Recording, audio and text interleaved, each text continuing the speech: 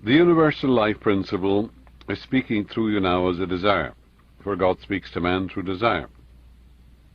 You desire to be greater than you are. You desire health, love, peace, harmony, abundance, security. If you don't, you're abnormal. Your ultimate desire is to be sense of oneness with God, called the yoga of love. This life principle will reveal to you the way for the fulfillment of your dream.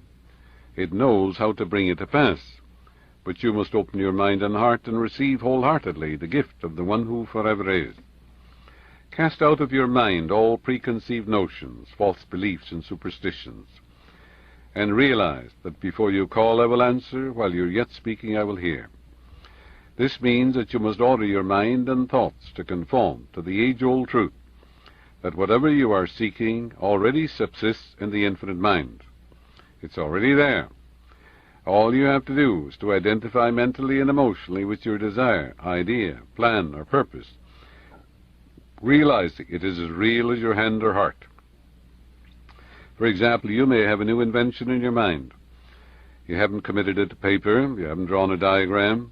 A good sensitive psychic or medium or clairvoyant can describe that invention.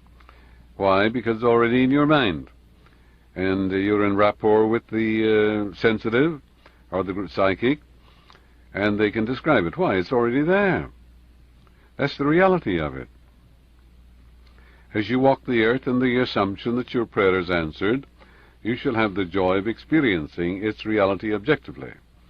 The invention and the part of the inventor is as real as its objective counterpart.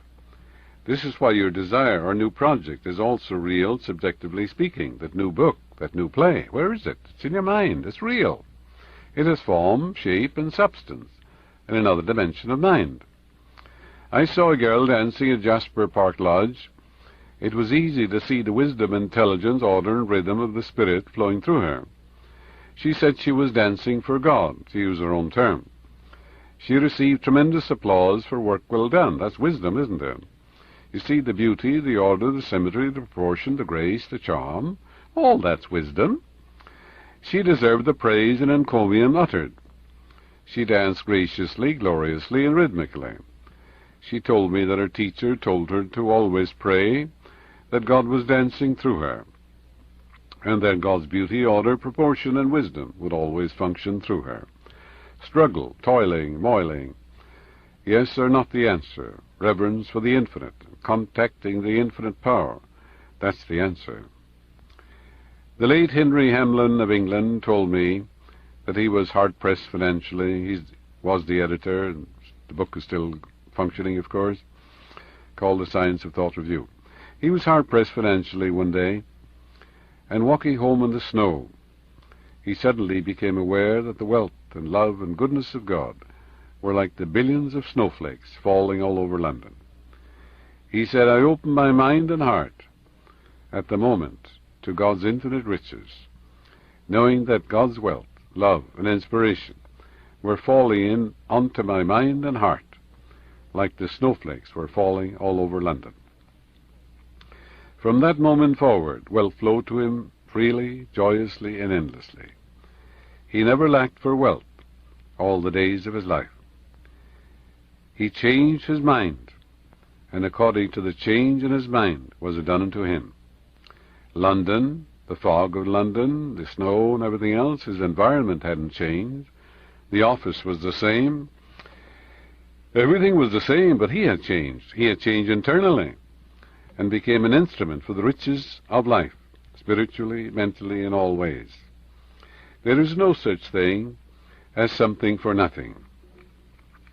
You must always pay the price, and the coin, of course, is attention.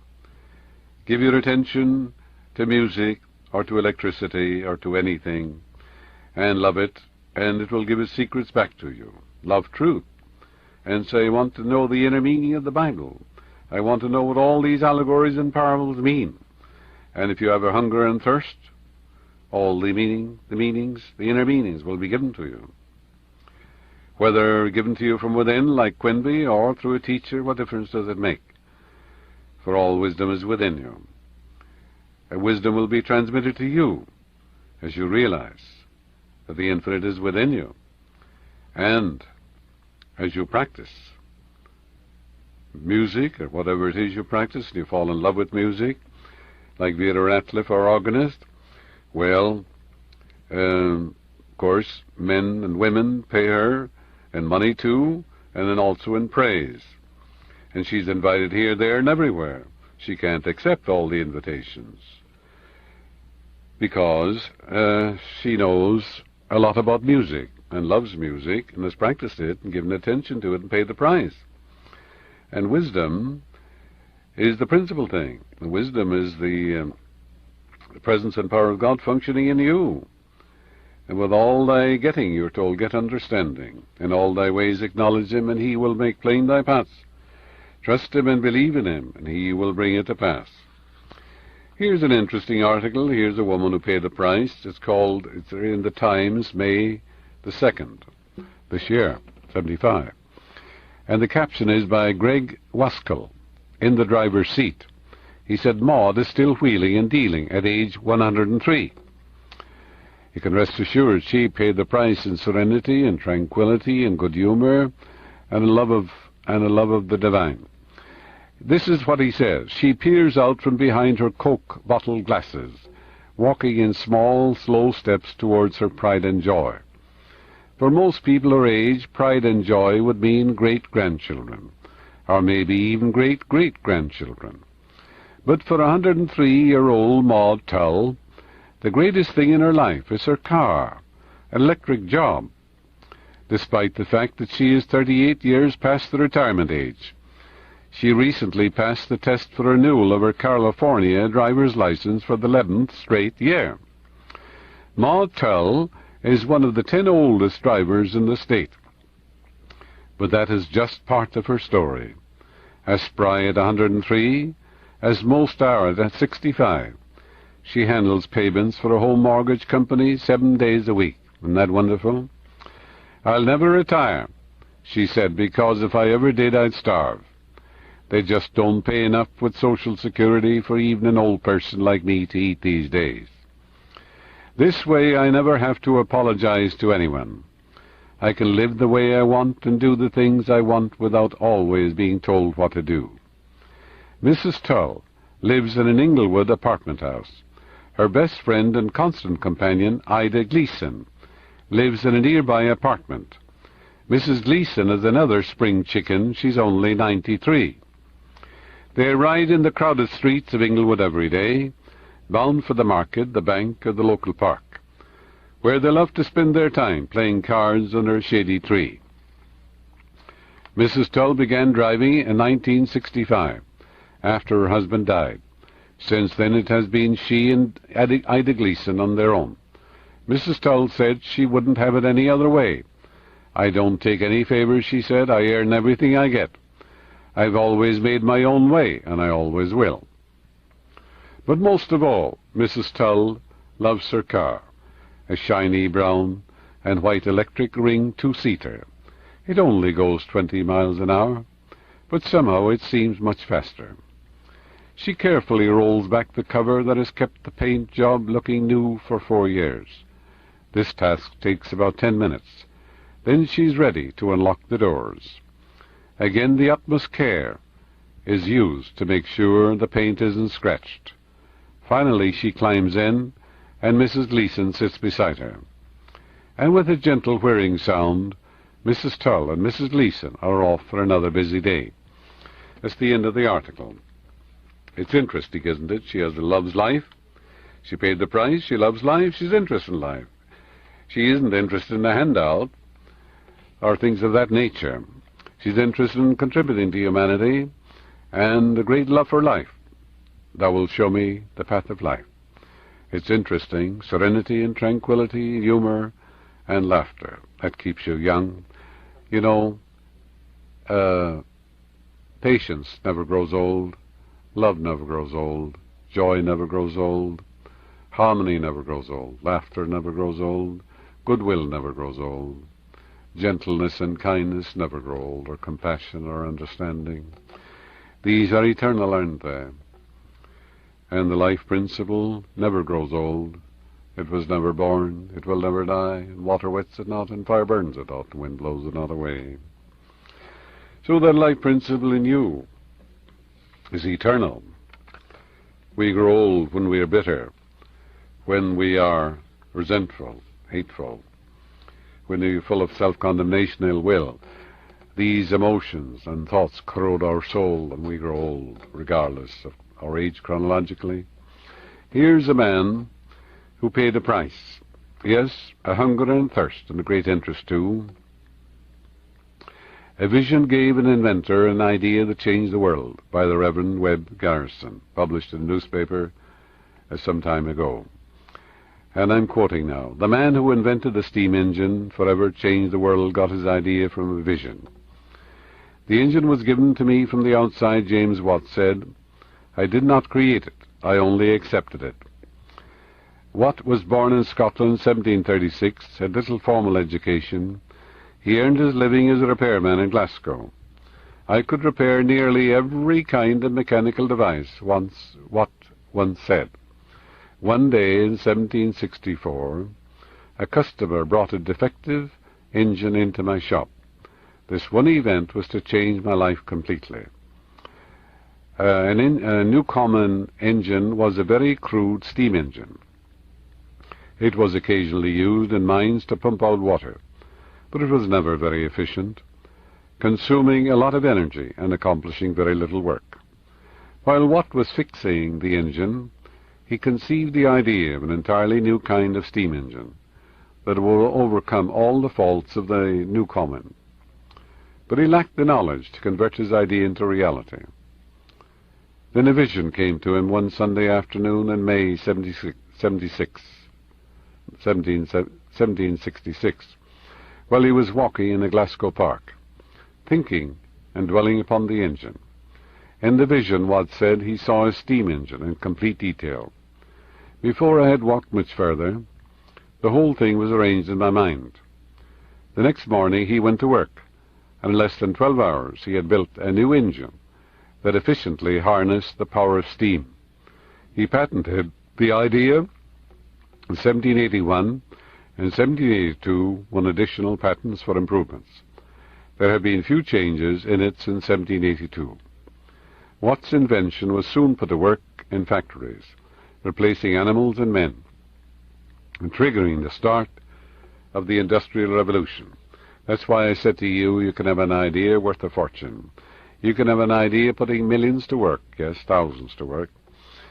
James Watt paid the price. The coin that he paid was attention, interest, and devotion, realizing that he could bring forth an engine that would serve humanity. Here's another man that paid a price, written by Bill Banowski, called Try and Try Again in the Herald Examiner, April the 1775. Of course, there's nothing new about it. You've read it in your history. But however, it's interesting to show that you must pay the price. And he says there are a number of qualities which contribute to personal success in life. Some, like being born with good parents, or in a favorable country or social class, or with natural physical and mental endowments, are completely out of our control. But the ones that really count are the ones that we can do something about. And among these, nothing is so important as the quality of persistence. You may pick at random from a library shelf the biography of any man or woman who has made a lasting contribution to humanity. Some were extremely brilliant, others showed uncommon persistence. Let's take the case of Albert Einstein. In grade school he was such an unimpressive student that when his father asked the headmaster what profession young Albert should pursue, the headmaster replied, "It really doesn't matter, because he will never make a success at anything."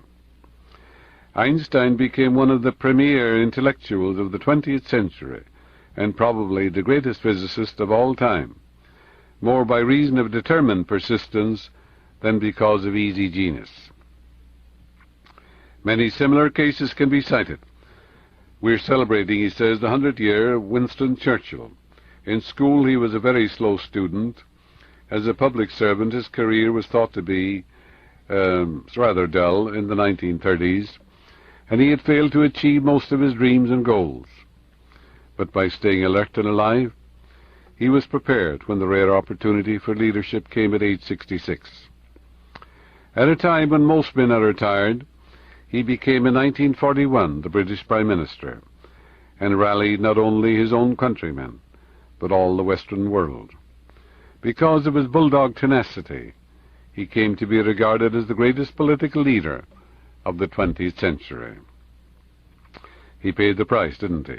Public speaking too, tension, devotion, loyalty, yes, persistence, stick-to-itiveness, refusing to take no for an answer, always realizing that there was a power that responded. The story of America's greatest statesman is likewise not a story of easy success, but one of dogged persistence. He failed in business in 1831, was defeated for the state legislature in 1833. He was elected to the state legislature in 1834. His sweetheart died in 1835. He had a nervous breakdown in 1836. He was defeated for Speaker in 1838.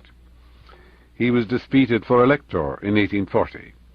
He was defeated for Congress in 1843. Finally, he was elected for one term in Congress in 1846, only to be defeated again for Congress in 1848. He was defeated for the Senate in 1855, was defeated for Vice President in 1856, was defeated again for the Senate in 1858. Finally, in 1860, he was elected President of the United States. There were just a few rough spots in the life of Abraham Lincoln. Franklin Roosevelt, who was President of the United States longer than any other man, was severely crippled by polio, and served all of those years of depression and war in a wheelchair. One of his great strengths was a powerful use of public speaking, especially at a time when the radio had given direct access to all the American population. These famous fireside chats sounded informal and off the cuff. But at Hyde Park, New York, is a glass case displaying 9 drafts of one of Roosevelt's famous speeches. The first was rough, the second improved, the third showed still greater improvement. In the 8th draft only one word had to be changed before the 9th and final draft was run. Trifle, said Michelangelo, makes perfection, but perfection itself is not trifle. You perhaps thought these fireside chats, I heard many of them, I'm sure you did too, you thought, oh well, he's talking off the cuff, you know. No, think of the hours, perhaps the days, the experts, and all these who gather together to give him all the data and the information, the specialists, and then the speech is put together, and he goes over it again and again and again. And that's perfection, isn't it? Perfection is not a trifle. And of course you know that his talks had a tremendous influence. Churchill was also a spellbinder who appeared to speak completely extemporaneously. But as one of his biographers correctly noted, Sir Winston Churchill spent most of his life working on his impromptu speeches.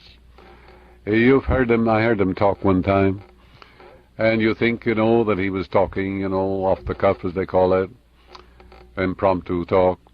No, for there were days, yes, and weeks behind it. He would pace the floor, we're told, and talk to himself, perhaps for hours, perfecting it. Press on, yes. Nothing in the world can take the place of persistence. Talent will not. Nothing is more common than unsuccessful men with talent. Genius will not. Unrewarded genius is almost a proverb. Education alone will not. The world is full of educated derelicts. Persistence and determination alone are omnipotent. Well, that's by Bill Banowski. Try and try again, his article in Herald Examiner, and remind you of some history, of course, which you know about, which you've read about in school, I'm sure. But it's good to be reminded that they paid the price. They had to pay the coin. Persistence, stick-to-itiveness, determination, attention, For attention is the key to life. And it's the key to success, isn't it? If thine eye be single, thy whole body is full of light. Eye is spiritual perception. It's spiritual awareness. And if you put this God presence first in your life and realize supreme and omnipotent, it's the only presence, power, cause, and substance, and you give all honor, allegiance, and devotion to that, and realize it's your guide, your counselor, your way-shower, your troubleshooter, adjuster, your father, and your paymaster, and the source of all blessings, and there is no other power. Think of the wonders that would happen in your life as you gave attention to that great truth. Yes, your attention to it, your devotion to it, your loyalty to it. But the minute you give power to sticks and stones and created things and men and women and the weather and the fan that gives you a stiff neck and all these other things, look at the many gods you have. One condition doesn't create another, one circumstance doesn't create another. That means you're not willing to pay the price. And the price is the one power, the one presence, the one cause, and the one substance, and there is none else.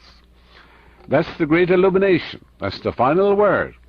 When you awaken to that, you are a real truth student. Then and only then are you a truth student. Now be honest with yourself, and ask yourself this question. Do I really believe in my heart that there is only one presence as the living spirit within me? It's omnipotent, omnipresent, omni-action. It's all there is. It's the very ground I'm walking on. Do I then give any power to the phenomenalistic world or any created thing? Do I give power to stars, to the sun and the moon, the weather, men and women, sticks and stones, or karma, or past lives, or things of that nature, or voodoo, or evil entities, or devils? There isn't any such thing. There's no room for any devil. In all, over, all, through all in all, I am, and there is none else. And from the rising of the sun to the setting of the same, there is none else. Are you willing to pay that price? You see, you must pay that price. And then you're illumined. Then you're free. Because from the rising of the sun to the setting of the same, there is none else. I am the Lord, that is my name, my glory you shall not give to another, neither shall you give my praise. I am the Lord, that is my name, yes. I am as being life awareness, there is none else. There's only the one presence, and the one power, the one cause, and the one substance. Be wonderful when you come to that conclusion, the definite conclusion. Then you would be like Troard. They said to him, you know, what would you do, Mr. Troard? He was a judge in the Punjab of India, wrote an inimitable textbook. And Harry Gaze, who used to speak for me once in a while, was a great friend of Troard. And Troard used to come and hear him lecture in London. And they said, what would you do, Mr. Troard, if all the black magicians were praying against you and using the death prayer, cursing you, in other words, pouring out imprecations? You know what Troard said? He said, I'd say cock-a-doodle-doo. Why? He knew where the power was. They had no power. Suggestion is a power if you accept it. But it's not the power. The power is the one power, moving as unity. No divisions or quarrels in it. How could spirit fight itself? How could one part of spirit fight another part of spirit in any part of the world? So that's the greatest of all truths, friends. And I, the Lord thy God, am a jealous God. Jealous in the sense you mustn't know another. Not jealous from a human standpoint, because the minute you give power to any other created thing, that moment your mind is divided. You're the double-minded man, unstable in all your ways. Let not such a man ask anything of God, for he is like the surge of the sea, tossed to and fro, a double-minded man, unstable in all his ways. You're like the woman that I just told in this cassette, that was blaming the climate in Denver, blaming genes and chromosomes, heredity, and blaming it on the sun, and blaming it on everything, you know. And the cause was within herself all the time. She learned to pay the price and got a healing. On May the 6th in the Inquirer, 75, it says, the doctor healed of crippling disease. Medicine failed me, he said, this is a medical doctor. Then I was cured by the miracle of prayer, by Lee Harrison. This is what he says. Dr. Phil Miles once was skeptical about supernatural healing, but no more. For when a bizarre disease attacked his body, gnarling and paralyzing his limbs, it was faith, not modern medicine, that cured him. It was a miracle, declared the El Paso, Texas physician. Joy shining in his eyes. It's given me, he said, new life. I am walking, living, laughing proof that there is a healing force, much more powerful than any man on this earth. For 7 years, Dr. Miles had suffered from the strange disease, which caused his arms and legs to jerk spasmodically and twist into rigid positions. Dr. Miles, formerly on the staff of the prestigious Walter Reed Medical Center, called in some of the finest neurologists in America, but they couldn't even diagnose his illness.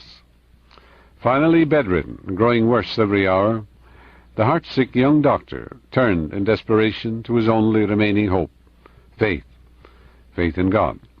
He asked a Christian neighbor to come to his bedside, help him pray for his recovery. The doctor will never forget that incredible day. Every moment, every happening is etched into his memory. I was sobbing uncontrollably as I uttered the words of that prayer, he recalled. No sooner had the final words left my lips when, to my utter astonishment, my hands, which had been clenched like claws for 2 days, suddenly began to open. A second later, the rigid muscles in my feet began to relax. I realized I was witnessing the power of the supernatural. Within 2 days, he said, he was back on his feet. And today, more than 2 years later, he is still healthy and working again as a specialist in obstetrics and gynecology at Willem Beaumont Army Medical Center in El Paso, Texas.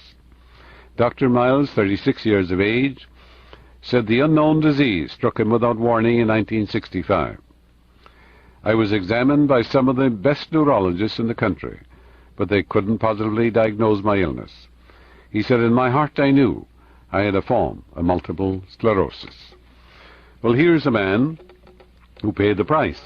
He tried everything, and then he surrendered to the God presence which made him, which created him, which knows all things. He prayed the fervent, effectual prayer of a righteous man availeth much. He called in a neighbor. They prayed together. A humble prayer, but a complete surrender, recognizing a great truth in his heart. And sobbing while he prayed, there was nothing wrong with that. It means humility. It means a complete surrender. Turning the whole thing over to that which is, which knows all and sees all. For the Bible says, it puts it this way, I am the Lord that healeth thee. I am the Lord thy God, I will come and heal thee. I will restore health unto thee, and heal thee of thy wounds, saith the Lord. Who healeth all thy diseases? Who satisfieth thy mouth with good things? Who restoreth thy youth like the eagle? Yes, are you going to say, it is hard for me? Is the Lord's hand shortened that he cannot save? So you realize that every man has to pay that price. And that price is attention, recognition, acceptance, and conviction. And you can pay the price too. All you have to do is call upon it. It answers you. It's impersonal, no respecter of persons. Let us dwell upon these great truths. But my God shall supply all your need according to his riches and glory. In quietness and in confidence shall be your strength. God who giveth us richly all things to enjoy. But with God all things are possible. Before they call I will answer. While they're yet speaking I will hear. According to your faith be it unto you. If thou canst believe, all things are possible to him that believeth. He shall call upon me, I will answer him. I will be with him in trouble. I will deliver him and honor him. The Lord is my light and my salvation. Whom shall I fear? The Lord is the strength of my life. Of whom shall I be afraid? God in the midst of you is guiding you now.